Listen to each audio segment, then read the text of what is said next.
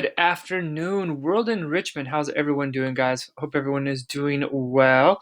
Okay, today's lesson is going to be looking at the Italian Renaissance. So let's get after it, ladies and gents. Okay, so this lesson is going to be focused on what the Italian Renaissance was, and more specifically, we're going to be looking at how it happened and how it's connected to the Black Death. Okay. All right, guys. So first things first, what the heck is the Renaissance? The Renaissance was a time period that followed really kind of the Black Death period, right? Didn't happen immediately, but it comes after. So from around 1350 to the 1600s CE or AD.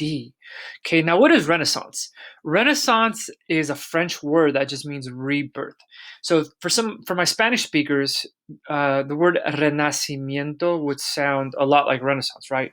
So renacimiento means to be born again. So that's exactly what Renaissance means. It's a rebirth, right? And it's a rebirth of some pretty important ideas that had disappeared for a long time. Okay, so this time period was really an explosion of arts and advancements that happened that really changed Europe for like ever. Okay, all right. So what were these ideas that were reborn? Well, basically, they were the Greek and Roman ideas that were lost during the Middle Ages. So philosophy, science, art, math, reading, of course, comes back. We all know that during during the Middle Ages, right? Not too many people could read. In fact, 99% of the population was illiterate. So writing and books start to kind of come back, right? For the first time, we get a printing press. Our ideas about government start to change and kind of start to look back at those ideas that the Romans gave us once again. Okay. All right. So let's go ahead and fast forward a little bit. So we're going to be talking about what caused the Renaissance. Okay. So what were the reasons that kind of caused the Renaissance, this time period to happen? All right. So here we go. So the first thing that happens, of course, is the Black Death. We all learned about this. So the Black Death wipes out about 60% of the European population, which is horrible, right? But one of the side effects that happens, one of the positive side effects, is that it allows the workers that are left behind to demand higher wages and better working conditions. So you can imagine there's not that many people that can do the work anymore. So those that are there are like, no, you better pay me more money if you want me to work. And because of that, it eventually leads to a new middle class of people that had a lot more wealth, had a little bit more money to spend. And this is going to be a very important factor in this Renaissance happening. Okay. All right. Another really important thing that happens is that the economy of Europe starts to really bounce back and get strong. Okay. One of the reasons is because the Silk Road, it reopens and it becomes even stronger than ever. Okay, so this is thanks to the Yuan dynasty in China. So in China, the leaders of China during that time period, the Mongols, they did a really good job protecting the Silk Road from bandits, from people attacking the Silk Road.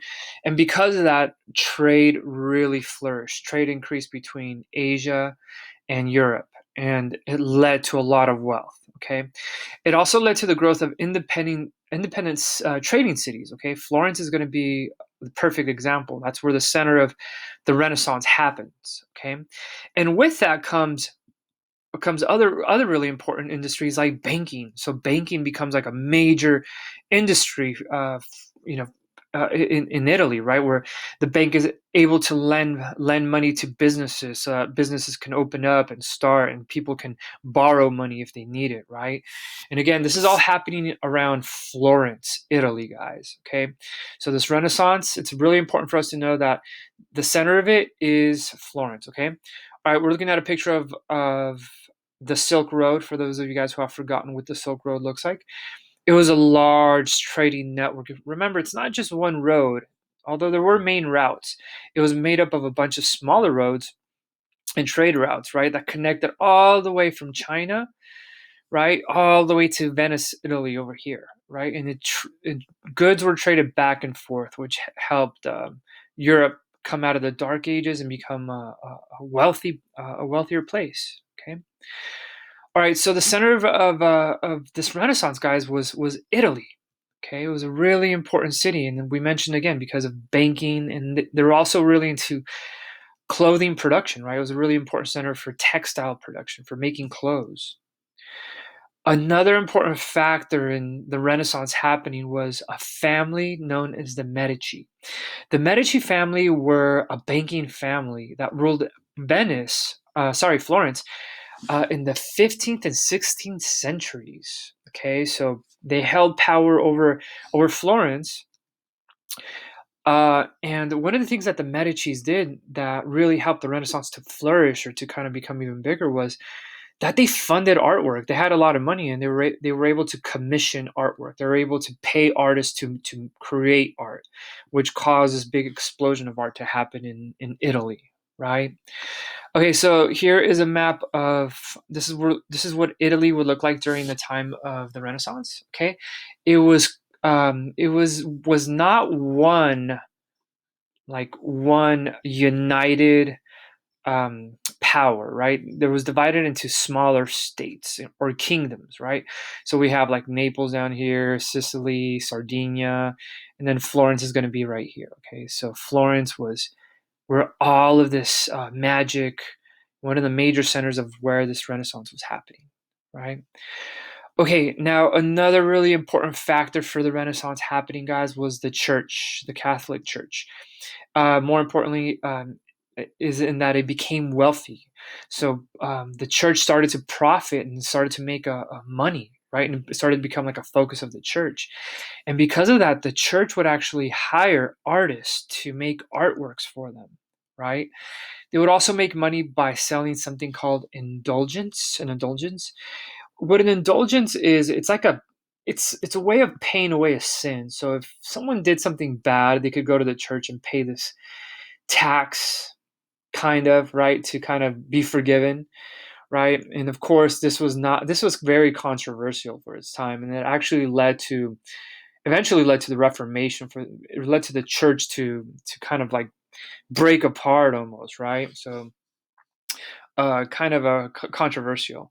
Of course, the church would also receive huge gifts from people and from political rulers, right? Other rulers from different kingdoms would donate to the church, right? So the church was very, very wealthy, and they also, like the Medici, they would hire artists to make work for them, artwork. Now, this artwork was really important because what it did was, um, it would it would help convert people, or it would help the church stay kind of like important, and for religion to become important too, right? Um so religion never really lost its significance. It became it wasn't as powerful as it was during the Middle Ages, of course, right? It was because it was replaced by some different ways of thinking, but it was still very important, right? Religion was still very important during this time period. Okay. And you guys might be familiar with this painting right here. This is the Last Supper. Okay, this is a perfect example of a work that was commissioned by the church, right? This is a work by Leonardo da Vinci, depicting the Last Supper that Jesus had with his apostles, right? So again, these works were there to kind of reinforce Christianity and to keep the church relevant during this time period, right? And they were very effective at it. Okay.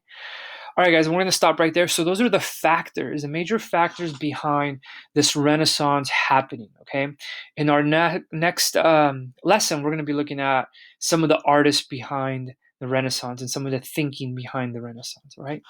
Alrighty, guys, have a great afternoon. Talk to you soon.